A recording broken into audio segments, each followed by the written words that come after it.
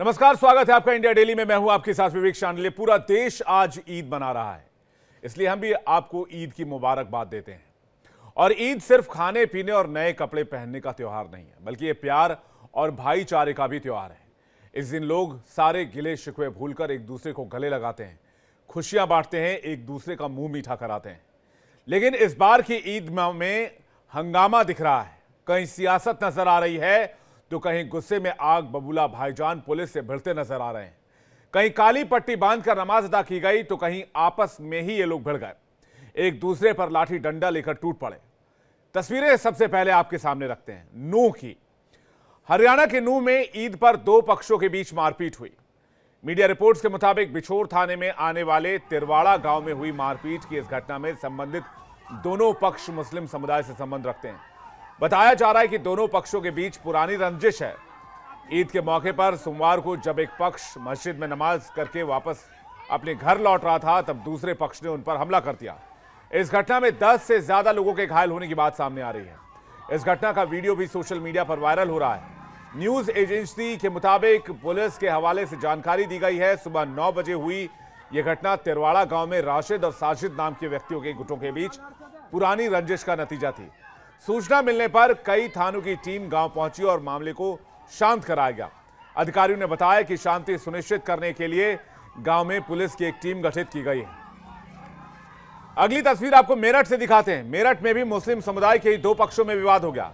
साथ ही यह भी खबर आ रही है कुछ नमाजियों ने सड़क पर नमाज पढ़ने की कोशिश की, जिन्हें पुलिस ने रोका, जिसके बाद विरोध में पोस्टर लहराए गए जिसमें लिखा गया कि सड़कों पर सिर्फ मुस्लिम नमाज पर ही रोक क्यों है। नारेबाजी भी की गई। इसके बाद आपको लिए चलते हैं मुरादाबाद। मुरादाबाद में भी नमाज पढ़ने को लेकर बवाल हुआ। नमाजियों ने खूब हंगामा किया, पुलिस की गाड़ी पर हमला कर दिया, पुलिस के साथ झड़प भी हुई। सहारनपुर में ईद की नमाज के दौरान मुस्लिम समाज के लोग सड़क पर निकल आए और जाम लगा दिया। यहां फिलिस्तीन का झंडा भी लहराया गया, नारेबाजी भी की गई। वहीं कुछ लोग हाथों पर काली पट्टी बांधकर नमाज पढ़ने पहुंचे थे। एमपी के विदिशा में सड़क ब्लॉक करके नमाज पढ़ी गई, जबकि क्लियर गाइडलाइंस ये थे कि सड़क पर कोई नमाज नहीं पढ़ी जाएगी। लेकिन निकासा मार्केट का ट्रैफिक रोककर ग्रीन कारपेट बिछाया गया था, जिस पर नमाज पढ़ी गई। मस्जिद की तरफ से ऐलान किया गया था कि सभी मुसलमान वक्फ को बचाने का विरोध प्रदर्शन करें, जिसके बाद काली पट्टी बांधकर नमाज पढ़ी गई। काली पट्टी बांधकर विरोध जताना सबका हक है। लोकतंत्र में विरोध का अधिकार है, प्रदर्शन का भी अधिकार है, लेकिन हंगामा करना कहां तक जायज है? ये तो आपको मैंने कुछ घटनाओं के बारे में जानकारी दी है। कई और भी जगह हैं जहां हंगामे हुए हैं। सड़क पर नमाज को लेकर बवाल किया गया है। कई जगह लोग आपस में ही भिड़े हैं। इसलिए सवाल बहुत जरूरी हो जाते हैं। नारेबाजी, घमासान, ईद के मुबारक मौके पर क्यों भिड़े भाईजान? पूरे देश में ईद मुबारक, फिर मुरादाबाद टू नूह क्यों है टेंशन? ये संयोग है या फिर नया प्रयोग है? और सवाल ये कि मुसलमानों पर आफत या काली पट्टी के नाम पर मौलानाओं की सियासत? बातचीत करने के लिए प्रोफेसर प्रवेश चौधरी, प्रवक्ता वीएचपी, फिरोज बख्त अहमद, पूर्व chancellor Maulana Azad national Urdu university, मौलाना शाहबुद्दीन रजवी बरेलवी, इस्लामिक स्कॉलर, थोड़ी देर में हमारे साथ होंगे। मुफ्ती नदीमुद्दीन, अध्यक्ष ऑल इंडिया उलेमाए काउंसिल, थोड़ी देर में हमारे साथ जुड़ेंगे। आप सभी मेहमानों का बहुत बहुत स्वागत है। पहले मैं फिरोज बख्त जी के पास जाना चाह रहा हूं। सबसे पहला सवाल, आखिर ये तस्वीर आज ईद के मुबारक मौके पर फिरोज बख्त जी क्यों बनी? देखिए, ऐसा है, त्योहार चाहे होली हो, दिवाली हो, दशहरा हो, ईद हो, बड़ा दिन हो, गुरपूरब हो, त्योहार जितने भी त्योहार होते हैं सब सेंक्टिमोनियस होते हैं और सब त्योहारों का मान सम्मान सारी कम्युनिटीज करती हैं। अब ये जो भी कुछ ईद को लेकर हुआ, अच्छा, इसमें मैं दो एंगल से बात करूंगा। देखिए, मुझे थोड़ा सा आप जो है क्वालिटी टाइम दीजिए, क्योंकि आपने मुझसे पहला सवाल पूछा है। देखिए, एक तो यह है कि जैसे सड़कों के ऊपर जो है सड़कों को रोक कर नमाज पढ़ना या कोई भी गतिविधि करना, मैं नहीं समझता वो इस्लामी एतबार से भी ठीक है। क्योंकि इस्लाम जो है एक ऐसा धर्म है जो किसी के भी हक की पामाली नहीं करता है। अगर हम सड़क को रोककर नमाज पढ़े, भले ही वो 10, 15, 20 मिनट, आधे घंटे का मामला हो, जैसे कहते हैं लोग, तो उससे कि किसी को बहुत जल्दी कहीं इमरजेंसी में जाना हो, किसी को हॉस्पिटल जाना हो, स्कूल जाना हो, इम्तिहान हो, तो ये इस्लामी नुक्ता नज़र से भी ठीक नहीं है, पहली चीज़। अच्छा, दूसरी चीज़ ये है कि जैसे मेरे ख्याल से लखनऊ में भी प्रॉब्लम आई कि एक मस्जिद में लोग जा रहे थे और जाते जाते उनको रोक दिया, उनसे कहा भी आप बड़े मदरसे में नमाज पढ़ लीजिए, ये सब भर गई है। तो ऐसा भी होता है ना, आदमी घर से निकलता है और ईद की नमाज साल में एक बार पढ़ी जाती है, तो उसको जब ये रोक दिया जाता है कि भाई अब आप दूसरे मदरसे में जाइए, पता नहीं तो मेरे कहने का मतलब है कि थोड़ा सा दोनों तरफ से ये है कि बात को समझना चाहिए। ठीक है। मैं इसमें आखिर में बस ये बात जोड़ना चाहूंगा कि देखिए, ईद जो है, जो भी हमारा त्योहार है वो साझा विरासत के होते हैं सारे त्योहार, है ना। एक शेर के साथ अपनी बात को मैं कह के खत्म करूंगा कि मुझको सुकून मिलता है मेरी अजान से, असर की अजान हो भी रही है हमारी पीछे जो है हरी मस्जिद से। मुझको सुकून मिलता है मेरी अजान से, यह देश सुरक्षित है गीता के ज्ञान से। हम तो अजान गीता सब, मतलब जैसे like sugar and milk we have gel together, हम दूध और शक्कर की तरह हमेशा से रहते चले आए हैं, अब भी रहना चाहिए। लेकिन थोड़ा सा जो है अच्छा नहीं लगता, पुलिस वाले और जो नमाजी हैं, ये मतलब इस चीज को अवॉइड करना चाहिए। होली पे भी ऐसी कुछ हुआ था, तो मैं समझता हूँ कि और जहां तक उसकी बात है एडमिनिस्ट्रेशन की, चाहे वो हिंदू हो मुसलमान हो, अगर कोई ऑर्डर आ गया है तो उसका मान सम्मान करना चाहिए, उसको फॉलो करना चाहिए। तो मैं मेरा तो इसमें टेक यही है। जी। सूर्य मैथिल जी हमारे साथ जुड़ रहे हैं इस वक्त, राजनीतिक विश्लेषक, उनके पास चलते हैं। सूर्य मैथिल जी, क्या कहेंगे आप जो बात फिरोज बख्श जी कह रहे हैं उस पर? धन्यवाद। पहले तो आपको और पूरे देश को भारत माता की तो वंदे मातरम। देखिए, फिरोज भाई ने बहुत अच्छी बात कही। उन्होंने कहा कि सबको शांतिपूर्ण तरीके से अपने अपने त्यौहार मनाने चाहिए, और भारत जो है वो संविधान से चलता है, एक गुलदस्ता है जिसमें कि भिन्न भिन्न प्रकार के फूल हैं। लेकिन ये जो बातें हैं और इतनी प्यारी प्यारी बातें हैं, इसको केवल केवल देश का बहुसंख्यक ही मान पा रहा है, और जो कुछ लोग ऐसे हैं जो कि माहौल खराब कर रहे हैं, काली पट्टियां बांध के नमाज अदा करने की बात कर रहे हैं। दूसरा, जो कानून व्यवस्था प्रशासन ने जो आदेश दे दिए, या प्रशासन ने कह दिया कि आपको इस प्रकार से करना है, तो वहां पर अड़कर प्रशासन की बात को काटना, कानून व्यवस्था को अपने हाथ में लेना, ये उन लोगों का काम है जो कि देश के संविधान में अपना विश्वास नहीं करते। और मेरा ऐसा मानना है कि त्योहार का अपमान इसी प्रकार के लोग करते हैं, और यही कारण है कि आज जब भी कभी ईद होती है, या जब भी कभी बकर ईद होती है, या कभी ताजिए निकलते हैं, शब्बे रात होती है, तो इसी प्रकार के असामाजिक तत्व जो है वो मुस्लिम समाज का एक घिनौना और भयानक चेहरा सबके सामने रख देते हैं कि मारपीट, पत्थरबाजी, पुलिस वालों से मारपीट, हमला और आगजनी, इस प्रकार की चीजें बहुत गलत है। और अभी देखो आपकी स्क्रीन पे ना एक विजुअल में देख रहा हूँ कि सहारनपुर के अंदर फिलिस्तीन का झंडा जो है वो लहराया गया वहां पर। तो आप देखिए शांडिल्य जी, कि यदि आप मुस्लिम ब्रदरहुड की बात करते हैं, ग्लोबल ब्रदरहुड की बात करते हैं कि गाजा में जो हो रहा है वो गलत है, तो मेरा तो उससे आगे बढ़ के एक कदम और है कि चीन के अंदर जो उइगर मुसलमानों के संग ज्यादतियां हो रही हैं, मैं तो ज्यादती मानता हूं उसको, क्योंकि भारत के अंदर तो हर प्रकार की चीजें अलाउड हैं, लेकिन यहां पर लोग कहते हैं कि हम डरे सहमे हैं, हमारे को हमारे राइट्स पूरे नहीं मिल रहे। उइगर मुसलमानों के संग क्या है, लाखों लोग डिटेंशन कैंप में हैं, वहां पर उनके परिवार की जो महिलाएं हैं उनका यौन शोषण तक करती है वहां पे चीन की सरकार, उनके अधिकारी। तो मेरा ऐसा मानना है कि ये जो डबल स्टैंडर्ड है ना, ये डबल स्टैंडर्ड नहीं होना चाहिए कि जहां तो आप कंफर्टेबल हैं वहां पर नहीं, आप झंडा हिला लें, फिलिस्तीन लेकिन का जो झंडा देश लहराने पर कोई आपको पाबंदी झंडे तो पे नहीं है इस रखता देश है, में? नहीं, जहां तक मैं समझ पा रहा हूं सूर्य मैथिल जी, काली पट्टी बांधकर भी विरोध जताने में कोई ऐतराज नहीं है। भाई, विरोध विरोध और प्रदर्शन लोकतंत्र का एक अभिन्न हिस्सा माने जाते हैं, पहली बात। दूसरी बात, फिलिस्तीन के झंडे की बात की, फिलिस्तीन के झंडे को लेकर भी इस देश में किसी को ऐतराज नहीं होना चाहिए, क्योंकि इस देश की सरकार को ऐतराज नहीं है। फिलिस्तीन के ऊपर भारत सरकार का क्या स्टैंड है?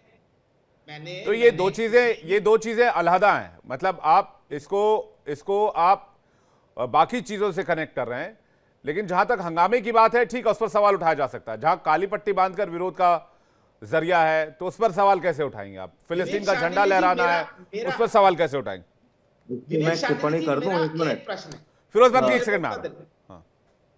देखिए मेरा मेरा तो एक प्रश्न है ना कि आज ईद का पवित्र त्योहार है, इतना पावन दिन है, रोजेदारों ने पूरे एक महीना रोजा रखा, उसके बाद आज ईद मना रहे हैं, मीठी ईद है। आखिर इस ईद के मौके को राजनीतिकरण क्यों? आखिर वक्फ बोर्ड जो कि इस देश के अंदर एक अध्यादेश के कारण लाया गया जी। एक बिल ही मात्र था। उस बिल में यदि सरकार को अमेंडमेंट कर रही है, पहले अमेंडमेंट किया तब देश का बहुसंख्यक नहीं विरोध कर रहा था, आज भी सरकार ही तो अमेंडमेंट कर रही है, उस पर आप काली पट्टी बांध के घूम रहे हैं। दूसरी चीज, आपने कहा फिलिस्तीन का झंडा लहराना कोई गलत बात नहीं है, बिल्कुल मैं भी सहमत हूं। मैंने कब कहा, लेकिन ये फिलिस्तीन का झंडा केवल इसलिए तो लहराया जा रहा है ना कि गाजा के ऊपर इजराइल ने अटैक किया था।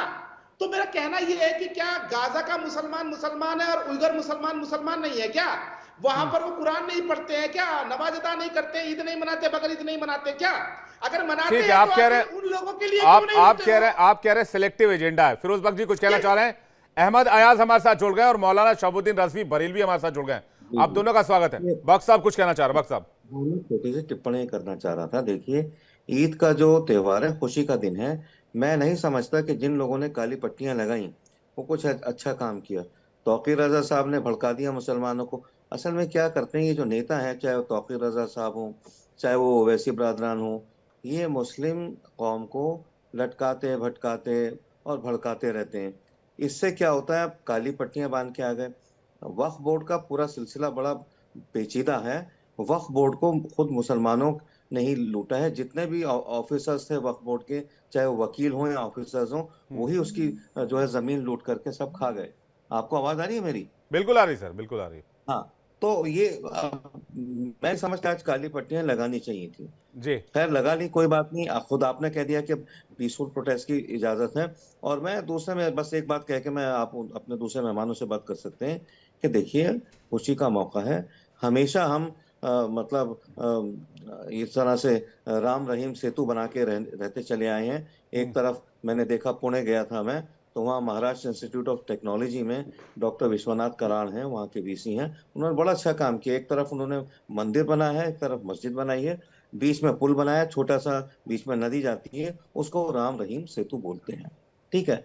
तो इस तरह से हमेशा से रहते चले आना चाहिए। और एक बात मुझे थोड़ी मैं मुबारकबाद देना चाहूंगा हमारे वीएचपी के जो दोस्त हैं, कि बहुत ही बैलेंस होकर के और बहुत ही वो पते की बात कर रहे हैं। कोई उन्होंने ऐसी बात नहीं कही कि जिसके लिए लोग वीएचपी के ऊपर लांछन लगाते हैं कि भाई जी एंटी मुस्लिम है। तो उन्होंने कोई बात कहीं से कहीं एंटी मुस्लिम नहीं कही। ठीक है, अहमद अयाज साहब के पास जा रहा हूं। अहमद अयाज साहब, क्या किसी एजेंडे के तहत मुसलमानों को भड़काया जा रहा है? बख्श साहब कह रहे हैं कि भाई काली पट्टी बांध कर आने की आपको क्या जरूरत थी? आज ईद का मौका है, पावन मौका है, मीठी ईद का मौका है, लोग एक दूसरे का मुंह मीठा कराते हैं, तो फिर इसमें इस कड़वाहट की जरूरत क्या?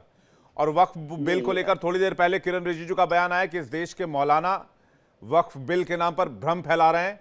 ये कह रहे हैं कि आपकी जमीन छीन ली जाएगी। जी, किसी को भड़काने का मसला हम कह सकते हैं कि अगर कोई ऐसा कोई सॉलिड इशू ना हो तो यूं ही कोई इशू बन जाए तो हम कह सकते हैं कि भाई इसमें कोई ख़ास बात नहीं है, तो ये भटकाने की बात है। लेकिन आपको मालूम है कि जहाँ तक वक्फ बोर्ड्स का जो अमेंडमेंट या जो तरमीमी बिल का ताल्लुक है, इसके ऊपर मुसलमानों ने अपना रोष जताया, अपना नाराज़गी जताई, अपना इतराज़ जताया, और उसके बावजूद भी उसमें उनकी सुनवाई प्रॉपर नहीं हुई उस लिहाज से कि जैसे वो चाहते थे कि इसमें मुदाखलत ना हो, क्योंकि ये मामलात ऐसे हैं कि ऐसे तरीके से मुदाखलत ना हो कि जैसे अमेंडमेंट्स लाने की कोशिश की जा रही है। तो लेकिन नहीं सुना गया। जो गवर्नमेंट को करना था, जो उन्होंने करना था, वो कर ही लिया। अब चूंकि ये जो आज का जो प्रोटेस्ट है, ये जो दो चीजें बहुत सीरियस बता रहा है। एक ये कि ये सही बात है कि ईद एक खुशी का दिन होता है और उसमें प्रोटेस्ट करना, काली पट्टियां बांधना, ये चीज दर्शाता है कि क्या मुसलमानों को इतना एक्सक्यूज किया गया है, क्या इतना परेशान किया गया है कि वो ईद के दिन भी प्रोटेस्ट करने के लिए मजबूर हो रहे हैं। आम दिन में वो प्रोटेस्ट भी नहीं कर सकते, जो प्रोटेस्ट करना कॉन्स्टिट्यूशनल राइट है। और वो आज प्रोटेस्ट भी क्या किए हैं, उन्होंने सिर्फ कालियां पट्टियां बांधी है और वो भी करने नहीं दिया जो अभी सूरत हाल दिख रही है। तो आई मीन ये मुझे लगता है जो एडमिनिस्ट्रेशन है, जो भी है एडमिनिस्ट्रेशन में, उनके लिए ये आई ओपनर है, आंखें खोलने की बात है कि उनकी प्रजा जिनके ऊपर वो हुकूमत कर रहे हैं वो प्रजा उस हुकूमत के बारे में क्या सोच रही है। ऐसा तो नहीं है कि मुसलमान ऐसा कुछ काम कर रहा है कि जो अनकॉन्स्टिट्यूशनल है। आप ही तो उनको अनकॉन्स्टिट्यूशनल कुछ बताने की कोशिश कर रहे हो। जैसे 1991 में रिलीजियस प्लेसेस एक्ट पास किया गया ताकि वो जो पोजीशन थी 1947 में जो रिलीजियस प्लेसेस की पोजीशन थी वही बहाल रहेगी और मुदाखलत आगे नहीं होगी। आज आप मंदिरों मस्जिदों के नीचे मंदिर खोदने की कोशिश कर रहे हो, कैसे? It's a provocation. जब आप वक्फ बिल में मामलात में बीच में घुस जाओगे, मुदाखलत करोगे, पर्सनल मैटर्स में मुदाखलत करोगे, वो तो प्रोवोकेशन की बात तो है ही। वहां कौन अनकॉन्स्टिट्यूशनल करता है? जब आपके पास रिलीजियस प्लेसेस एक्ट है 1991 का, तो आप एक साइड से ये कह रहे हैं कि हमारे लिए देश महत्वपूर्ण है, हमारे लिए कॉन्स्टिट्यूशन है, तो फिर कॉन्स्टिट्यूशन को मानिए ना। 91 का एक्ट तो है जो है वो तो कॉन्स्टिट्यूशन से ही हुआ है, वो पार्लियामेंट ने पास किया है। एक साइड से आप वो कह रहे हो, दूसरे साइड से मंदिर खोद रहे हो, मस्जिद खोद रहे हो ताकि मंदिर निकला जाए। I mean see this is nothing but you can understand कि ये जो कम्युनिटी, ठीक है, ये जो कम्युनिटी है, आपने कहा कि वे प्रोवोक किया जा रहा मुसलमानों के लिए। एक छोटा सवाल आपसे पूछूंगा, कानून बनाने का अधिकार किसे है? 1991 का एक्ट कहां से बना? पार्लियामेंट ने बनाया। पार्लियामेंट में बना हुआ है। बदलने का अधिकार किसे है? पार्लियामेंट को है। पार्लियामेंट को है। लेकिन और अभी बदलेगा बदला नहीं कौन? है। और लेकिन अभी बदला नहीं है। नहीं, अभी बदला नहीं है, लेकिन मैं स्पेसिफिक किसी एक कानून की बात नहीं कर रहा। मैं कह रहा हूं किसी भी कानून में अमेंडमेंट और किसी भी कानून को बदलने का अधिकार भी पार्लियामेंट को है। और बदलेगा कौन? जो लोग चुन कर आए हैं, यानी जो जनप्रतिनिधि हैं। वक्फ बोर्ड की बात कर रहे हो, अगर आप वक्फ बोर्ड की बात मैं बस सिंपल सी बात ये कह रहा हूं कि कानून जो बदला जाएगा या जा रहा है, या जो अमेंडमेंट हो रहा है या होने वाला है, नहीं, कानून वो जनप्रतिनिधियों के द्वारा वो लोग कर रहे हैं जो चुन कर आए हैं। मैं रेस्पॉन्ड करूंगा। कानून भी क्या बदला जा रहा है?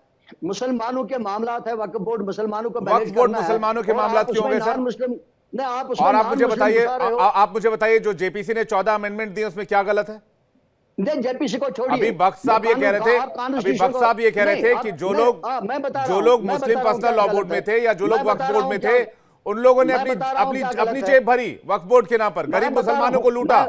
नहीं, आप मेरा सुनिए, मुझे बताइए, मैं बता रहा हूँ क्या गलत है। अगर ये मुसलमानों का मामला है, उनको मैनेजमेंट करनी है वक्फ बोर्ड की, उनकी प्रॉपर्टी है, उन्होंने डोनेट करा है, तो उसमें नॉन मुस्लिम को एडमिनिस्ट्रेटर क्यों घुसाने की जरूरत है? आपका एग्जीक्यूटिव ऑफिसर तो ऑलरेडी है वहाँ पे, तो उसमें और मेंबर्स नॉन मुस्लिम लगाने की क्या जरूरत है? और अगर मुसलमानों ने प्रॉपर्टी की है तो उसमें ये देखने की क्या जरूरत है कि भैया उनकी है या नहीं है? और जब अनलिमिटेड पावर वक्फ बोर्ड को दिया जा रहा था, तब आप लोग क्यों खामोश थे? तब आप लोगों ने क्यों नहीं कहा कि अगर किसी संपत्ति पर वक्फ अपना दावा करता है तो उसको प्रूव करना होगा? वो तो अमेंडमेंट करके हटा दिया गया। उसमें ये कहा गया कि वक्फ ने दावा कर दिया तो वो चीज उसकी हो गई। अगर नए बिल में बात, एक सेकंड बख्श साहब, एक सेकंड, अगर बात नए बिल में सत्यापन की आ भी रही है तो क्या हर्ज है सत्यापन से? जैसे मैंने कहा ना, ये पहले बात ये है कि ये ऐसे मामला थे जिसमें एडमिनिस्ट्रेशन को घुसने की बात ही नहीं है। जैसे आपने 3 तलाक की बात है, मुसलमानों का अपना पर्सनल लॉ है जो कॉन्स्टिट्यूशन उनको गारंटी करता है, तो क्यों घुसने की बात है इन मामलात में? किसको क्या चिट्ठी है? मुसलमान देख लेंगे अपने हिसाब से।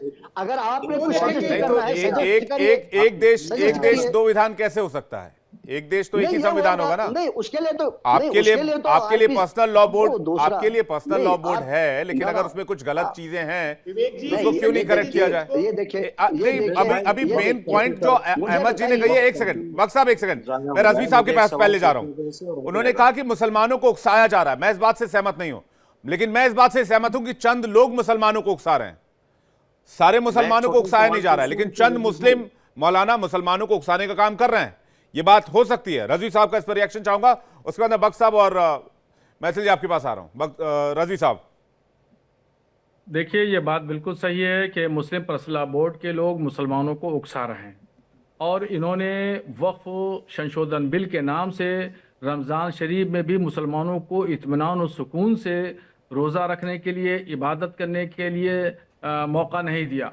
रमज़ान शरीफ में भी धरना प्रदर्शन, एहतजाज, मुजाहरे, ठीक है, एहतजाज हमारे संविधान की इजाज़त है, जमहूरी निज़ाम है, इसमें हर शख्स कर सकता है, मगर उसमें भी एहतजाज, धरना प्रदर्शन मुस्लिम पर्सनल बोर्ड और दीगर लोगों ने कर रखा था।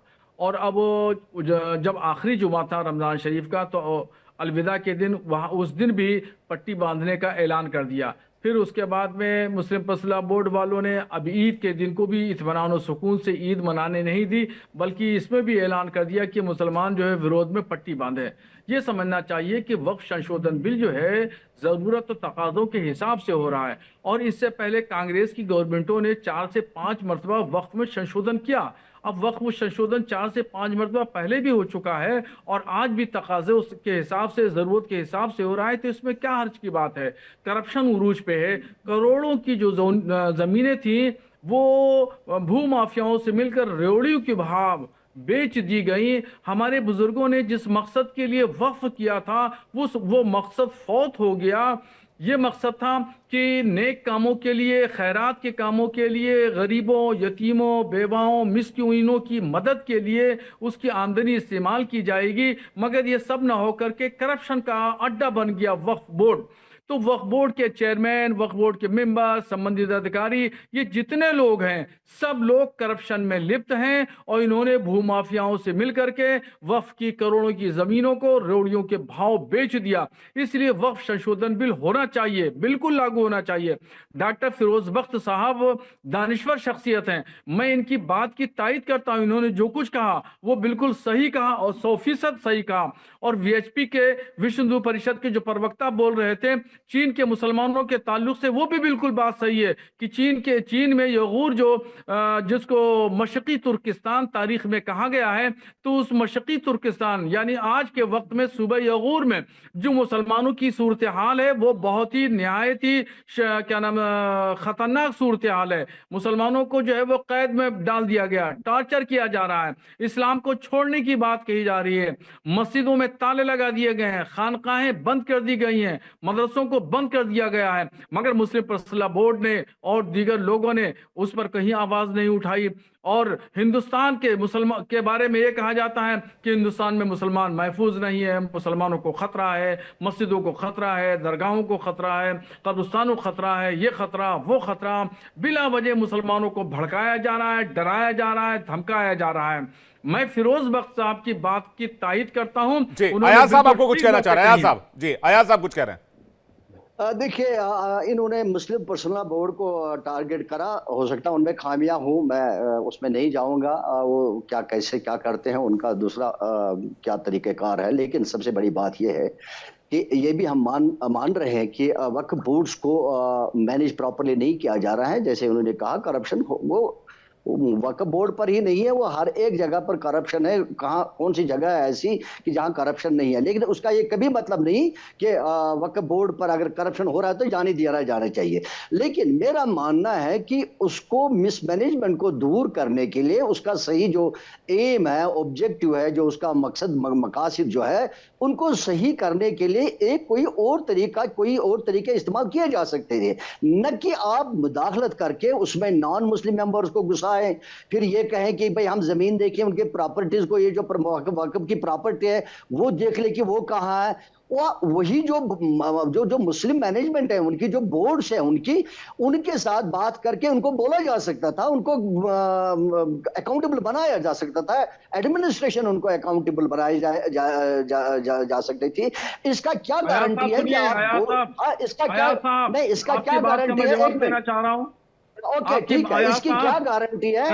अभी जब जो नए मेंबर उसमें बनेंगे, नहीं, गैर मुस्लिम की बात कह रहे हैं, वो गैर मुस्लिम की बात कह रहे हैं, वो उसका जवाब सुनिए, जवाब लीजिए, जवाब मैं दे रहा हूं। मैंने आपकी बात नहीं काटी मौलाना साहब, मैंने आपकी बात नहीं काटी। ये भी क्या गारंटी है? वो भी बहुत बड़े फरिश्ते हैं जो अब उसमें घुसाए जाएंगे, फिर करप्शन नहीं होगा, मिसमैनेजमेंट नहीं होगी। अगर वो बात होती तो फिर शायद बाकी जगह पर तो करप्शन नहीं होता। वो कोई गारंटी नहीं है कि दूसरे आदमी घुसाने से करप्शन दूर हो जाएगा, लेकिन उसमें एक संशोधन रिफॉर्म की अगर जरूरत है, चेंज की जरूरत है, तो वो है कि उसको कैसे बेहतर बनाया जाए, न कि अपने सियासी मकासद के लिए उसको देखा जाए, उस एंगल से नहीं देखना यही चाहिए। बात तो वो कह रहे हैं कि अपने सियासी मकसद के लिए देश के मुसलमानों का इस्तेमाल हो रहा है। यही बात बरेलवी साहब कह रहे हैं। बरेलवी साहब कुछ कह रहे हैं, फिर मैं बख्श साहब आपके पास आ रहा हूं। बरेलवी साहब, हाँ, मैं जरा अयाज साहब के जहन में जो एक बात है कि गैर मुस्लिम मेंबर वाली, उसको मैं दूर करना चाहता हूं। देखिए, जरा सा थोड़ा सा तारीख पे नजर डालिए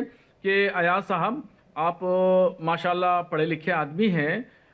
याद करिए, जो आप ये कह रहे हैं कि वक्फ संशोधन बिल में 2 गैर मुस्लिमों को नामजद किया जाएगा, ये प्रावधान रखा है। ठीक है, देखिए, लखनऊ में एक है हुसैनाबाद ट्रस्ट। हुसैनाबाद ट्रस्ट का काम यह है कि जुलूस निकालेगी, मुहर्रम के जुलूस, ताज़ियादारी, इस तरह जो मजहबी प्रोग्राम होते हैं मुहर्रम के, उसका इंतज़ाम हुसैनाबाद ट्रस्ट लखनऊ करता है। उसमें एक मेंबर गैर मुस्लिम हमेशा से है, आज भी है, और नामनेट वहां पे रहता है।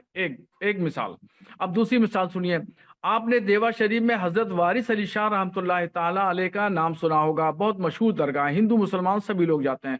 उनके नाम से जो बना हुआ जो ट्रस्ट है, उस ट्रस्ट में हमेशा एक गैर मुस्लिम शख्स नामित रहता है, और वो रहता है। आज भी ट्रस्ट की अगर डीट देखेंगे तो उसमें गैर मुस्लिम शख्स उसमें आज भी मौजूद है। अब नंबर 3, उत्तर प्रदेश की मैं बात करूं, उत्तर प्रदेश में मैं रहता हूं, इसलिए मैं उत्तर प्रदेश के वक्फ बोर्ड को बहुत करीब से जानता हूं। उत्तर प्रदेश के वक्फ बोर्ड में एक हर जिले में एक अल्पसंख्यक कल्याण अधिकारी होता है, जो हिंदू भी हो सकता है, मुसलमान भी हो सकता है। अधिकारी है वो कोई भी हो सकता है। एक वक्फ इंस्पेक्टर रहता है, वो वक्फ इंस्पेक्टर हिंदू भी हो सकता है, मुसलमान भी हो सकता है। और एक वक्फ कमिश्नर होता है, तो वक्फ कमिश्नर हिंदू भी हो सकता है, मुसलमान भी हो सकता है। अगर सेंट्रल गवर्नमेंट वक्फ संशोधन बिल में 2 हिंदुओं को लाकर रखना चाहती है तो क्या हर्ज की बात है? इसमें आपको क्या हमारा भी एतराज है? मानना, हमारा ऑलरेडी भी कहना उत्तर यही है, प्रदेश में हमारा भी 75 सालों से ये इंतजाम, ये व्यवस्था चली आ रही है। उस वक्त आपने एतराज नहीं किया, क्योंकि कांग्रेस ने बनाया था। आप कांग्रेस के प्रॉक्सी हैं, कांग्रेस के प्रॉक्सी की तरह आप बोलेंगे, काम करेंगे, तो जाहिर बात है आप कैसे एतराज करेंगे? मैं कांग्रेस का प्रॉक्सी नहीं हूं, ना बीजेपी का प्रॉक्सी हूं, मैं किसी का प्रॉक्सी नहीं हूं। तो आप हकीकत को समझिए कि इसको जो है आप समझिए कि गैर मुस्लिम शख्स अगर आ जाता है तो उसमें कोई प्रॉब्लम नहीं है। ऑलरेडी इससे पहले बहुत सारे थे। और सुन लीजिए, सबसे बड़ा करप्शन आपको बताऊं, उत्तर प्रदेश में सुन्नी सेंट्रल वक्फ बोर्ड का जो चेयरमैन है, अखिलेश यादव ने उसको चेयरमैन बनाया। फिर सबसे पहले मायावती ने चेयरमैन बनाया जुफर फारूकी को। उसके बाद में मायावती चली गई, अखिलेश यादव आ गए। अखिलेश यादव ने फिर जुफर फारूकी को चेयरमैन बना दिया। अखिलेश यादव चले गए। अब आ जाते हैं महाराज ने भी जुफर फारूकी को चेयरमैन बनाया। पहला राउंड पूरा कर लिया महाराज ने। अब तीसरा राउंड आ जाता है महाराज का, नहीं सॉरी, दूसरा राउंड। दूसरे राउंड में भी जुफर फारूकी चेयरमैन बनते हैं। 15 साल से ज्यादा का अरसा हो गया जुफर फारूकी चेयरमैन बने हैं। कोई मुझे जवाब दे दे कि जुफर फारूकी अंदर कौन से लालो जौहर लगे हैं, कौन सा हीरा ये शख्स है। हुकूमतों की नवाजिशात क्यों है? बसपा की नवाजिश, समाजवादी पार्टी की नवाजिश, बीजेपी की थोड़ा सा नवाजिश, रिस्पॉन्ड करूंगा, क्या जौहर थोड़ा सा है, रिस्पॉन्ड करूंगा, क्या लालो जौहर है इस शख्स के अंदर, जुफर फारूकी के अंदर, वो मुझे कोई बता दे। थोड़ा सा रेस्पॉन्ड करूंगा। बाय द वे, आपने मुझे ये कहा कि कांग्रेस प्रॉक्सी, मैं कोई सियासत वियासत नहीं जानता, हो सकता आप भी बीजेपी या किसी पार्टी के प्रॉक्सी हो सकते हैं, मैं नहीं हो सकता। लेकिन सबसे बड़ी चीज जो है कि अगर आप ये कहोगे कि एडमिनिस्ट्रेशन की नजर रहनी चाहिए, वैसे भी तो एग्जीक्यूटिव ऑफिसर बोर्ड्स में होते हैं गवर्नमेंट के, जैसे आपने कहा वो कोई भी हो सकता है, वो तो अभी भी है, एग्जीक्यूटिव ऑफिसर गवर्नमेंट नॉमिनेट करता है, वो क्या मैनेज करता है, फिर वहां पर वो क्या देखता है। और एक वो दूसरा, जब आपने लखनऊ में कही कि कोई ऑर्गेनाइजेशन जलसे की बात है, जलसे को ऑर्गेनाइज करना और प्रॉपर्टीज को मैनेज करना, किसी की डोनेशन को मैनेज करना, ये प्योरली मुसलमानों की डोनेशन है, and it should be purely managed by the Muslims. क्या आप हिंदू की ऐसी कोई संस्था में मुसलमानों को मैनेज करने के लिए नॉमिनेट करोगे? क्या ऐसा प्रावधान करोगे आप कहीं पर? अरे हुआ है आयाज साहब, क्या बात कर रहे हैं आप? अखिलेश यादव जी की सरकार में आपके आजम खान महाकुंभ के प्रभारी थे। नहीं, अभी महाकुंभ के प्रभारी थे, हुआ है। अब तब उस समय सब लोग खामोश थे, तब किसी ने कुछ नहीं बोला, तब इवन हिंदुओं ने कुछ नहीं बोला। अखिलेश यादव क्या करता है वो हमारे लिए नहीं कानून नहीं, नहीं है। आप तो वो आप हिंदुओं पार्लियामेंट का कानून मसला था बना ना रहे हो। महाकुंभ के समय आप में, पार्लियामेंट तब में आपको आवाज कानून उठानी बना चाहिए रहे थी, हो। तब आप लोगों ने कुछ बनाइए नहीं ना बोला जो हिंदू कि आप का कांग्रेस के आप प्रॉक्सी के तौर बनाइए पर ना काम जो कर रहे हैं। हिंदू जी के ट्रस्ट है। नहीं आप बनाइए ना कानून के पार्लियामेंट जी में जो हिंदूज के ट्रस्ट है या हाँ। हमारा जम्मू कश्मीर वो में छोड़िए ट्रस्ट है हिंदू हिंदूज का, छोड़िए उसमें आयात साहब, मुसलमान मैनेज काम करेंगे। की बात क्यों सुनिए। करेंसी फिरोज करेगा फिरोज वहाँ बख्श जी अहमद आपको कुछ अयाज कहना चाह करेगा रहे हैं, फिरोज मैनेज। बख्श जी आपको कुछ आप कहना चाह रहे बनाइए कानून। हैं, फिरोज बख्श जी वर्सेस एक आजाद बात अहमद जी। सब थोड़ा होल्ड डाउन करिए, थोड़ा पानी पी लीजिए। मैं एक बात ये कहना चाह रहा हूँ, आज ये बड़ी मसर्रत का बाइस है मेरे लिए कि हजरत मौलाना शहाबुद्दीन रजवी साहब जो बात कर रहे हैं, मतलब बहुत सेंसिबल बात कर रहे हैं वक्फ बोर्ड को लेके। बहुत सी बातें उन्होंने ऐसी कही हैं जो मेरे मुंह से छीन ली। और उसमें बस मैं इतना ऐड करना चाहूंगा कि पहले शायद हम टेबल के दो तरफ बैठते थे, लेकिन आज मैं और शहाबुद्दीन साहब we are on the same side of the table. उन्होंने बिल्कुल सही फरमाया, वक्फ को लेकर ख्वाम अख्वा डराया जा रहा है मुसलमानों को, इनके मदारिस चले जाएंगे, मसाजिद चली जाएंगी, खानकाहें चली जाएंगी, कब्रिस्तान चले जाएंगे। ऐसा कुछ नहीं है। वक्फ बोर्ड की 1 इंच भी जमीन ना तो सरकार ले सकती है, ना मोदी जी ले सकते हैं, ना सुप्रीम कोर्ट ले सकता है, ना राष्ट्रपति।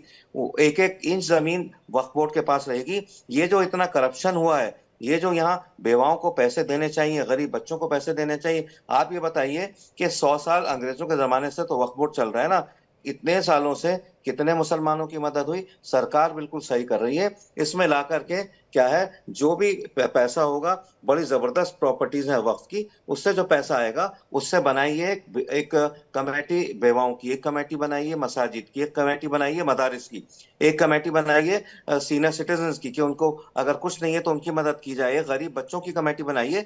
तो सरकार की यही कोशिश है कि इन सब लोगों की मदद की जाए। इसमें जो पैसा जमा हो सकता है, सरकार को कोई पैसा नहीं चाहिए, कोई जमीन नहीं चाहिए, सरकार के पास सब कुछ है।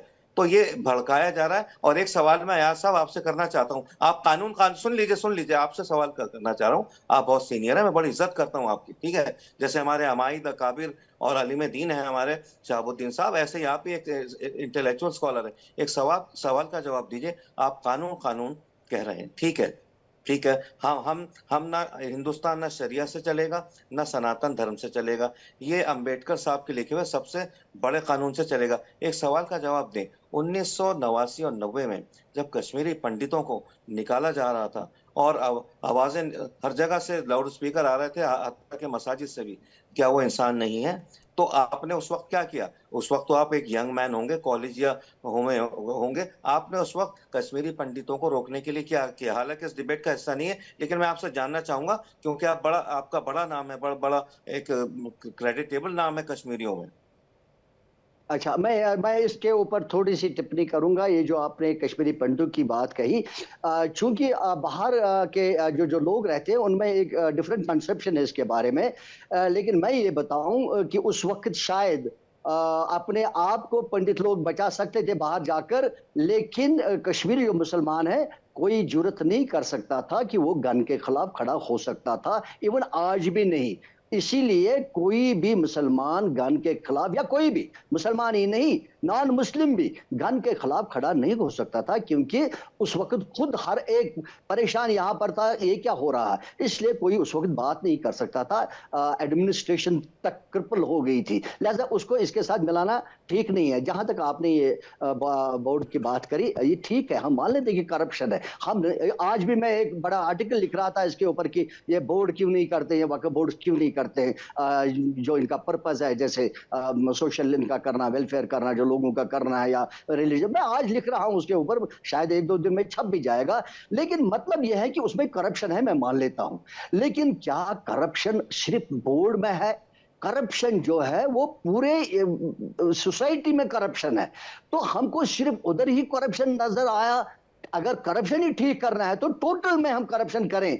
हम इसमें ऐसा क्यों करेंगे कि इसी में करप्शन है और इसी को पकड़ेंगे? मैं नहीं कहता कि इसको नहीं चेक करना चाहिए, बहुत सीरियसली से चेक करना चाहिए। शायद जो अभी हो रहा है, संशोधन जो हो रहा है, शायद उसे चेक नहीं होगा, कुछ और करने की जरूरत है। उन सब लोगों को पकड़ने की जरूरत है जो उसको मिसमैनेज किए, जो करप्ट किए, उनको सब के खिलाफ कार्रवाई करने की जरूरत है, या जो भी कानूनी कार्रवाई करने की जरूरत पड़ेगी करना चाहिए। मैं मान रहा हूं, लेकिन ये कहना कि हम उसमें संशोधन करके कुछ बढ़िया करेंगे, करप्शन दूर करेंगे, नहीं, गैर मुस्लिमों को होना चाहिए वक्फ बोर्ड में। आप ये भी कहिए कि ये जो मंदिर है इसमें मुसलमानों को भी आना चाहिए, इसमें खवातीन को भी आना चाहिए। तिरुपति मंदिर है, कोई भी मंदिर है, बड़ा मंदिर है, तो सब हमारी, जैसे मैंने कहा, साझा विरासत है, हमारी गंगा जमनी तहजीब है। मुसलमान मंदिरों को देखें, और ऐसे एग्जाम्पल है, मैं दे दूंगा, मुझे इस वक्त वो मंदिरों के नाम मुझे याद नहीं आ रहे हैं। साउथ में ऐसे मंदिर हैं जहाँ मुसलमान उनकी देख रेख करते हैं।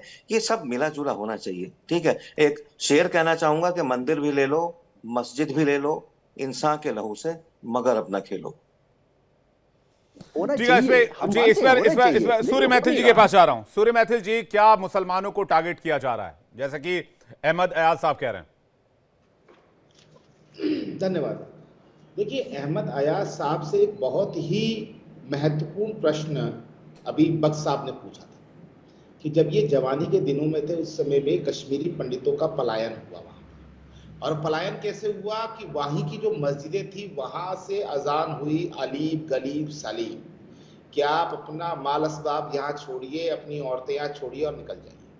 और कितनी खूबसूरती से अभी अहमद अयाज साहब उसको गोल गोल घुमा के निकलने की कोशिश कर रहे हैं। मैं आपको बहुत जिम्मेदारी से बोल रहा हूँ विवेक शांडिल्य जी, यदि अहमद अयाज साहब की प्रॉपर्टी का भी इवैल्यूएशन होगा तो वहां पर भी कोई ना कोई सेब का बाग, कोई ना कोई दुकानें, कुछ बंगलो जो है वो कश्मीरी पंडितों के निकल के आए। कारण ये रहा ऐसी बात कि नहीं, ऐसा नहीं है। अरे साहब, नहीं, ऐसी गलत शांति नहीं, से, मैं ऐसा आपके नहीं बीच है में कि बोला, आप बहुत पंडितों का सहारा सम्मानित नहीं। है आप, सुनिए ना अहमद साहब, सुनिए। नहीं, जिस प्रकार से गिरिजा टुक्कू की हत्या हुई, आप जिस प्रकार से misconception मत कश्मीरी करिए। पंडितों की नहीं, प्रॉपर्टी पे आप कब्जा हुआ, misconception मत करिए। उनके नहीं, जो don't बाग give this थे, उनके जो notion। बिजनेस थे, उन पे ऐसा कब्जाया notion गया, मत वो सब दीजिए कि जानते आप हैं। पंडितों का सहारा था। आप जैसे लोगों ने ही वहां पर ये काम किया, आप जैसे नहीं, लोगों वो ने वहां ठीक पे है, आप कब्जे कहिए, किए, उसे मेरा और कोई फर्क आज नहीं आप पड़ेगा, खड़े हो लेकिन गए हैं कि ये भैया मत वक्त की कहिए, पैरोकारी ये करने मत के लिए, कहिए कि उस ये वक्त की मिसकंसेप्शन मत पैरोकारी कर करिए रहे हैं जिसके कि अंदर यहाँ कुछ सिर्फ पंडित का ही प्रभावशाली सहारा लोगों था। ने लूटपाट मचा अरे रखी माय है। डियर, केवल यहाँ वही लोग जो है वो 90% मलाई खा रहे मुसलमान हैं, है। और जो अरे आप असलियत में एक एक करके, एक एक करके सर, एक एक करके, एक एक करके, अरे प्लीज आप रिक्वेस्ट बात कर रहे हैं, क्या एक एक कर रहे हो? करके, एक एक करके, यहाँ एक नहीं, एक सुनिए, एक अपनी बात पूरी कर लें। 90% मुसलमान यहाँ बस रहे हैं। आप कह रहे हैं कि 90% मुसलमान बस रहे हैं और 10% लोगों की प्रॉपर्टी पर 90% लोग बैठे हैं। क्या बात कर रहे हो? इसमें कौन सा लॉजिक अच्छा, है? उस समय 90% के 1991 लोग के अंदर जब कश्मीरी 10% वाले पंडितों का की पलायन प्रॉपर्टी में हुआ बैठे। था, उस समय कितने परसेंट वहां पे कश्मीरी पंडित थे, जरा बताइएगा। कौन सा डिबेट क्या कर रहे हो? डिबेट भाई, कितने परसेंट कश्मीरी पंडित थे? अरे भाई बताइए जरा। साहब, सूर्य मैथिल जी, आप बताइए, आप बताइए, आप बताइए कितने परसेंट? सूर्य मैथिल भाई साहब, जी, 25% सूर्य मैथिल जी, की बात बात बात सूर्य मैथिल जी, कितने बात परसेंट पंडित थे? बात आज हो रही है, बात आज हो रही है ईद पर जो हंगामा हुआ, जो प्रोटेस्ट चल रहा है, उसे लेकर सवाल इस बात को लेकर है, क्या देश में मुसलमान विक्टिम हैं या दिखाया जा रहा है? मैं उसी पे आ रहा हूं। देखिए, मैंने तो एक बात को इंगित किया, जिस प्रकार की प्रश्न बख्श साहब ने किया था उसका उत्तर नहीं दिया, मैंने इस चीज के ऊपर प्रकाश डाला। अब आ जाते हैं, इन्होंने कहा कि हिंदू टेम्पल्स पे तो मुस्लिम नहीं है, लेकिन वक्फ बोर्ड के अंदर मुसलमान के अलावा नॉन मुस्लिम क्यों हूं? तो मैं बहुत जिम्मेदारी से अहमद अयाज साहब को बता देना चाहता हूं कि हिंदू टेम्पल्स, एक छोटा सा उदाहरण दे रहा हूं, कर्नाटक सरकार को हिंदू टेम्पल से 445 करोड़ से ज्यादा का रेवेन्यू जनरेट हुआ, क्योंकि ये भारत के कानून में है कि भारत के जितने भी मंदिर सरकार के कंट्रोल में होते हैं, वो सभी मंदिरों में आने वाला चढ़ावा और जो धन माया है वो सरकार के खाते में जाती है, ना कि किसी सनातन बोर्ड को जाती है जो कि केवल और केवल हिंदुओं के लिए कार्य करे, वो सरकार को जाती है। उसमें से 350 करोड़ से ज्यादा का धन जो है वो मुसलमानों को, माइनॉरिटीज की जो फैसिलिटेशन है उसके लिए दिया गया अभी। तो मेरा क्या पूछना ये प्रश्न है कि आप बात कर रहे थे कि वक्त के अंदर संशोधन नहीं होना चाहिए, आप ये भी मान रहे हैं कि वहां करप्शन है, आप ये भी मान रहे हैं कि वहां गलत काम हो रहा है, लेकिन फिर भी आपको संशोधन नहीं होना चाहिए। अरे भैया, मुझे इतना तो बताइए कि डर किस बात का है? अगर अहमद अयाज के पास में एक सेब का बाग है जो कि किसी गिरिजा टिक्कू का नहीं है कागजों में, वो असलियत में आप ही के बाप दादाओं का था और आपने उसको वक्फ कर दिया, तो वो वक्फ प्रॉपर्टी मानी जाएगी। लेकिन किसी गिरजा टिक्कू की हत्या करके अगर अहमद अयाज ने उस सेब के बाग को कब्जा किया होगा और उसके बाद वो उसको वक्फ करेगा, तो इस नए कानून में यह है कि उसकी प्रॉपर्टी वेरीफाई होगी, और यदि वो प्रॉपर्टी अहमद अयाज की नहीं है तो वो वक्फ नहीं कर सकते। तो इसमें गलत क्या है? ये समझने वाली बात है। आपकी प्रॉपर्टी है, मैं दो बातों का जवाब करूंगा जरूर। दो बातों का जवाब, एक तो आपने सिर्फ कर्नाटका की बात करी है, झूठी फर्जी कागजों वाली प्रॉपर्टी वक्फ कर हिंदुओं की प्रॉपर्टीज को कब्जाएंगे या गलत कार्य करेंगे तो उसके ऊपर तो सरकार जो है वो एक्शन लेगी, क्योंकि ये वक्फ एक्ट भी संसद ही लेके आई थी, संसद में बनाया था, भारत के संविधान ने शक्तियां दी, और अब जो अमेंडमेंट हो रहा है वो भी भारत के संविधान के अनुसार है। और अहमद अयाज साहब, ये देश जो है ना ये हिंदू से चलेगा ना मुसलमानी की तरफ से चलेगा, ये देश संविधान से चलेगा, और संविधान का सबसे बड़ा मंदिर जो है वो चला रहे हैं आप 1991 का religious places act in place है, मस्जिदों को तोड़ के मंदिर खोद रहे हो, तो आप बड़ा चला रहे हो कॉन्स्टिट्यूशन से देश को। देखिए आपने दो चीजों को मैं रिस्पॉन्ड करूंगा। एक ही कि आपने कर्नाटका की मिसाल दे दी, मैं कर्नाटका मैथिल जी जवाब ले लेते हैं। देखिए जवाब ले लेते हैं भाई, डिबेट का मतलब क्या है कि आपने पूछा वो जवाब देंगे। अब अयाज साहब से जवाब ले लेते हैं। अयाज साहब, आपने कर्नाटका की बात करी, मैं जम्मू कश्मीर की बात करूंगा। जम्मू कश्मीर में जो भी हिंदू के ट्रस्ट है वो हिंदू चला रहे हैं, और जैसे हम मुस्लिम पर्सन, जैसे हम अपनी जो वक्फ बोर्ड्स है वो अपने ट्रस्ट चला रहे हैं, जैसे कटरा वटरा में उनके कॉलेज, माँ वैष्णो देवी श्राइन बोर्ड, अमरनाथ यात्री श्राइन बोर्ड, ये सब सरकार के अधीन है, किसी सनातन बोर्ड के अधीन नहीं है। गलती मत कीजिए, झूठ मत बोलिए यहाँ बैठकर, सरकार का कंट्रोल है उसमें, वक्त के पास में जो कंट्रोल है वो अपने आपके लिए है। ठीक है सर, ठीक है। सूर्य मैथिल जी पूरा कर ले, सूर्य मैथिल जी पूरा कर लीजिए, फिर काउंटर कीजिएगा सूर्य मैथिल जी। गलत नहीं, एक तो यह है कि उसमें कोई मुसलमान नहीं है, दूसरा धर्मात्मा ट्रस्ट है, पैसा तो वहां से जो आता है वो मुसलमानों को जाता है भाई। ठीक है मैथिल साहब, एक एक करके उनको पूरा कर लीजिए। वो कह रहे हैं कि इन ट्रस्टों में कोई मुसलमान नहीं है, लेकिन ऐसा नहीं है कि हिंदुओं से जुड़े किसी का। तीसरी बात जरूरी, एक एक करके अहमद अयाज साहब पूरा कर ले, फिर मैं आ रहा हूं। अहमद अयाज साहब, आप जब ये बात कर रहे हैं कि आपके जहन में कि मुसलमानों ने जो पंडित यहाँ से पलायन कर गए उनका प्रॉपर्टी खाया है, जो आप कह रहे हो, आपकी हुकूमत, आप और ठीक है मान लिया ना, खाए ना, आपकी सरकार भी कब्जा किया है, आज जिस मकान में रहते हैं वो भी हिंदू का मकान होगा। अरे आप मान लो, वो ठीक है, मैं कर दिया कब्जा, ठीक है, कोई बात है, अभी भी मैं बैठा हूं। मुझे ये बताइए 10 साल से सेंटर की डायरेक्ट गवर्नमेंट यहाँ चल रही है, अभी भी चल रही है, क्यों नहीं निकाला? कौन रोका आपको? अगर आप ये मान रहे हो क्यों करते हैं? 300 आज तक क्यों नहीं निकाला? हटाया ना, क्यों नहीं निकाला आज तक? क्यों नहीं निकाला? ये सॉरी, ऐसे देश को खराब और बर्बाद मत करो, ये सियासत करके। सूर्य मैथिल जी एक एक करके प्लीज, एक बार अहमद अयाज की बात पूरी हो जाने दीजिए, बार बार बीच में बोलेंगे, बात कंप्लीट नहीं आएगी प्लीज। और निकालेंगे नहीं निकालेंगे, वो देश का कानून देखेगा ना। सूर्य मैथिल जी प्लीज, सूर्य मैथिल जी प्लीज, एक एक करके मैं बार बार इंटरव्यू नहीं करूंगा, मैं रिक्वेस्ट कर रहा हूं एक एक करके। अहमद अयाज जी को बोलने दीजिए, फिर आप बोल लीजिएगा। अहमद अयाज, गलत बात करते ना, इनको पता नहीं है, क्योंकि मैं पता नहीं 10 साल से 12 साल से ये डिबेट करता रहता हूं, उनको पता नहीं होगा। गवर्नमेंट ने हर एक पंडित को एक आजादी दी कि भाई आपका अगर कहीं कुछ खाया है रिक्वेस्ट करो, आप अपना रिप्रेजेंटेशन दे दो। बताइए कितने केसेस आए, गवर्नमेंट ने ओपन कर दिया हर पंडित को कि भाई अगर आपका कहीं प्रॉपर्टी किसी ने खाया है बताओ, चेक कराओ। आपको पता ही नहीं है डिटेल्स का, और टीवी में बैठ के बात करते हो। और आप देख लीजिए कितने पंडित ने, आप देख लीजिए कितने पंडित ने हमारा खाया है, और आप टीवी में बात आज 1990 की नहीं हो रही है, जम्मू कश्मीर की नहीं हो रही है, ओवरऑल वक्फ संशोधन बिल को लेकर हो रही है। देखिए इन्होंने बात करी, उनको मौका दिया गया, अभी भी मौका है। अगर किसी का कुछ खाया है वो गवर्नमेंट को बताए, अगर गवर्नमेंट नहीं करते तो मुझे लगता है कि मैं यही डिबेट करवाऊंगा। वहाँ पे काम चल रहा है, एक एक को घसीट। सूर्य मैथिल जी, सूर्य मैथिल जी, don't tell me all this. It does not take 10-12 years. It does not take 30 years. It does not take 12 years. 12 साल से गवर्नमेंट चल रही है बीजेपी के जम्मू कश्मीर में। 12 साल नहीं लगते हैं कि ये देखने के लिए किसने किसका खाया है। Don't tell me all this. Don't separate. ये मिस इन्फॉर्मेशन कैंपेन मत करिए। लेकिन 25 करोड़ मुसलमानों को काली पट्टी बांधने के लिए कौन मजबूर कर रहा है? सूर्य मैथिल जी प्लीज, एक second. Surya Maithil ji please, Surya Maithil ji please, Surya Maithil ji please. मुसलमानों को, अहमद अयाज जी, देश के 25 करोड़ मुसलमान, और मुसलमान इस देश में दूसरी सबसे बड़ी आबादी है, तो मुसलमानों को अल्पसंख्यक कहना भी अब एक तरह से ठीक नहीं होगा। मैं ये कह रहा हूं 25 करोड़ मुसलमानों को काली पट्टी बांधने पर कौन मजबूर कर रहा है?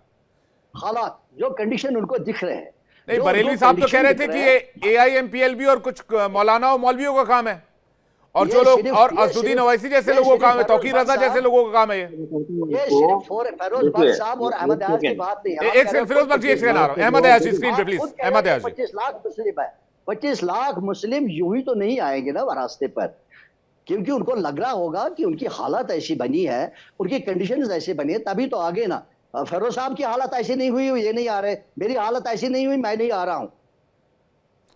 जब लेकिन लोगों ऐसा को लगा नहीं, कहीं ना क्या कहीं कुछ लगा देश होगा, के तभी तो आगे।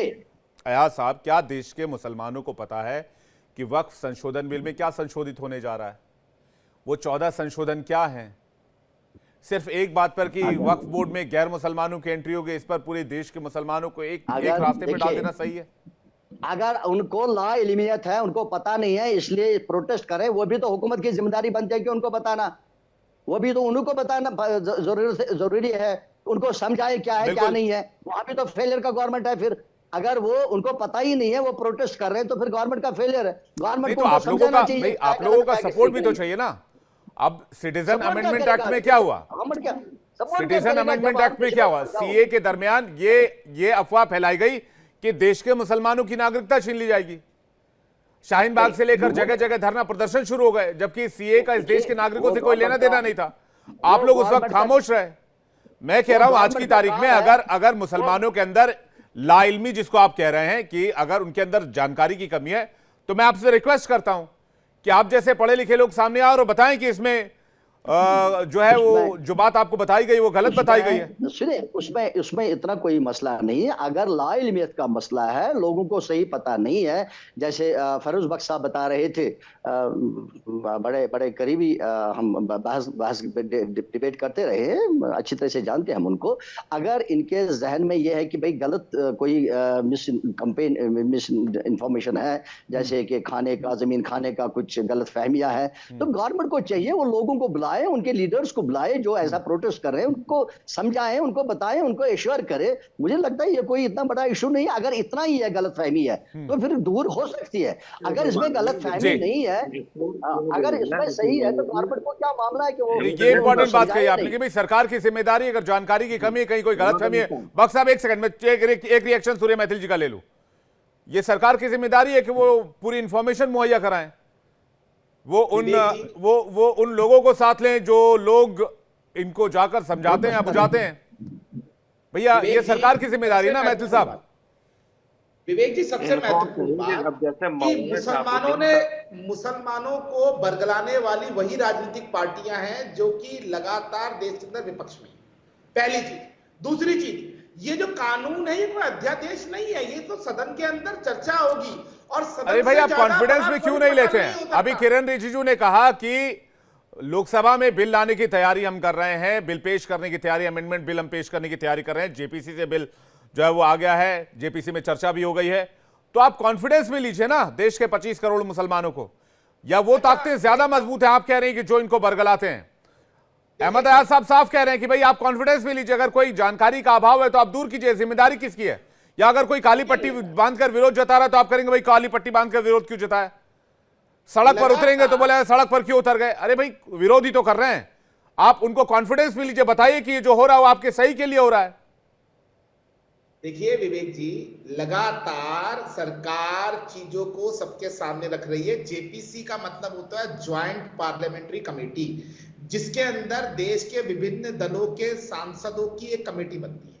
यही प्रतिनिधित्व है ना इस देश के अंदर। ये देश सड़क से तो नहीं चलेगा ना, ये देश धरना और प्रदर्शन से तो नहीं चलेगा ना, ये देश तो चलेगा लोकतंत्र से। और लोकतंत्र का मंदिर है लोकसभा। तो फिर एक आप कानून ला दीजिए, तो फिर एक कानून ला दीजिए कि इस देश में धरना प्रदर्शन नहीं होगा, सड़क पर प्रदर्शन नहीं होगा। देखिए वो फंडामेंटल राइट है। हाँ, तो फिर आप कैसे करें कि देश में विरोध प्रदर्शन देश नहीं चलेगा? मैं भी कहना चाहता हूं कि आप अफवाहों में मत आइए। देश की सदन में जब लोकसभा में जब यह बिल प्रेजेंट होगा, बिल के एक एक पॉइंट की जानकारी आपको मिलेगी। और वहां पर यदि आपको गलत कुछ लगता है तब आप जाइए ना सड़कों पर। जब तक बिल पास नहीं हुआ, बिल प्रेजेंट नहीं हुआ, अब कौवा कान ले गया, आप कान को देखेंगे। अरे तो इसको कंट्रोल करने की जिम्मेदारी भी तो आपकी है। तो लगातार हमारे मंत्री स्टेटमेंट दे तो रहे हैं, माननीय अभी गृह मंत्री जी ने भी अभी एक ट्वीट किया है, आप उस ट्वीट को चला भी रहे हैं।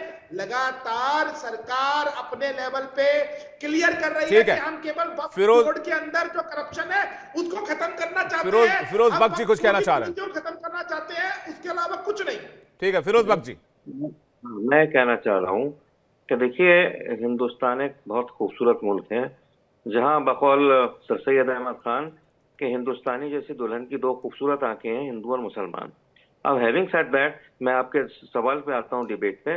देखिए, मैं एक चीज अश्योर करा दूं आपको अहमद अयाज साहब, ये मंदिर मस्जिद का, देखिए जो सत्संग चालक हैं इसके आपके आरएसएस के, इन्होंने और अंबेडकर जी ने भी कुछ ऐसी बात कही है कि हमें हर मस्जिद के नीचे, हर खानकाह के नीचे, घर के नीचे मंदिर नहीं देखना चाहिए। बहुत सेंसिबल चीज है और उसी चीज के ऊपर मेरे ख्याल से अमल करना चाहिए। अगर नहीं हो रहा तो इनकी बातों को मानना चाहिए। पहली चीज, मैं देश के सभी मुसलमानों को एक बात ये बोलना चाहता हूँ कि मुसलमान का सबसे बेहतर दोस्त हिंदू है और सबसे अच्छा मुल्क हिंदुस्तान है। उसी तरह से मैं बिरादराने वतन हिंदू भाइयों को भी कहना चाहता हूँ कि मुसलमान के जितने भी मुसलमान हैं हिंदुस्तान के 98-99% वो राष्ट्रवादी हैं, देशभक्त हैं, नेशनलिस्ट हैं, पेट्रियोटिक हैं। जब हम दोनों मिलकर कंधे के साथ कंधा लेके मिला के चलेंगे तो भारत बहुत जल्दी, अभी तो चौथी सबसे बड़ी इकोनॉमिक पावर है, पहली इकोनॉमिक पावर बनेगा और विश्व गुरु बनेगा। ठीक है, तो मेरे ख्याल से हमें कॉन्फिडेंस रखना चाहिए अपने वजीर आजम में। सेंसिबल हैं, कुछ बीच बीच में से कुछ अपने खटराग होता रहता है, उसको हम साइडलाइन करें। हम सबको मिलजुल के हिंदुस्तान को दुनिया की, और ये लिखा है 20th जो ये 21st मिलेनियम है, ये हिंदुस्तान का मिलेनियम है। लेकिन ये जब तक नहीं होगा जब तक हिंदू और मुसलमान आपस में न सिर्फ हाथ मिलाएं, न सिर्फ गले मिले, बल्कि हमारी रूहें भी मिलनी चाहिए, और ये इंशाल्लाह होगा। अब मुझे बड़ी खुशी हुई अल्लामा शहाबुद्दीन साहब, अगर सरकार उनसे बात करे, वो मुसलमानों को अच्छी तरह से समझा सकते हैं कि हमारी बात तो सुनेगा नहीं कोई। जी मैं भी वही कह रहा हूँ, कोई कम्युनिकेशन गैप अगर है तो दूर किया जाना चाहिए। अयाज साहब कुछ कह रहे हैं, अयाज साहब कुछ कह रहे हैं।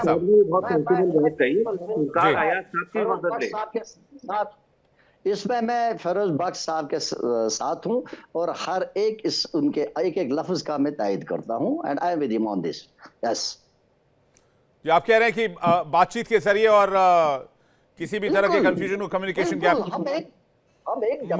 मुस्लिम पर्सनल लॉ बोर्ड की भूमिका नहीं होनी चाहिए अयाज साहब इसमें? नहीं, नहीं,